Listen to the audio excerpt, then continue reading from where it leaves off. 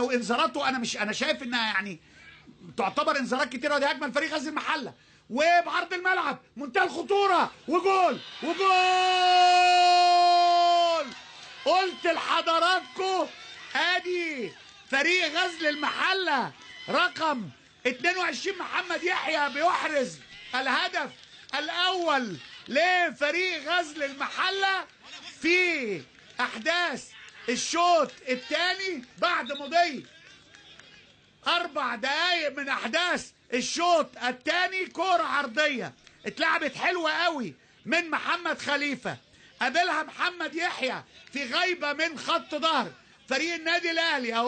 اهو خليفه راح واستلم ومش اوفسايد ووقفها ولعبها بعرض الملعب ليه محمد يحيى لوحده تماما يحرز الهدف الاول لفريق غزل المحله. واضح ان اكرامي عنده حاجه في الركبه لانه وهو راجع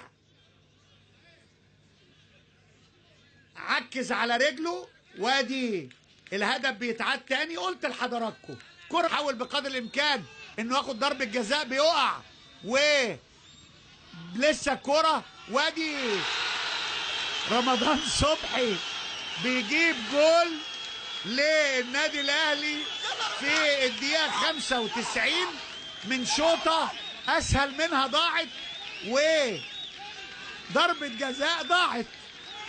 ادي اهو فريق غزل المحله بيتعادل في الوقت بدل الضايع في ال5 دقايق الاولانيين من الوقت بدل الضايع. لسه فاضل 4 دقايق، وادي كان عايز ياخد ضربه جزاء. عمرو جمال شاط ما راحتش. رمضان صبحي اللي ما عملش حاجه النهارده لقاء خبطت الكوره في رجل لاعب من غزل المحله وغيرت اتجاهها وخدعت نجم المباراه بلا منازع محمد فوزي، ودخلت هدف غير مسؤول.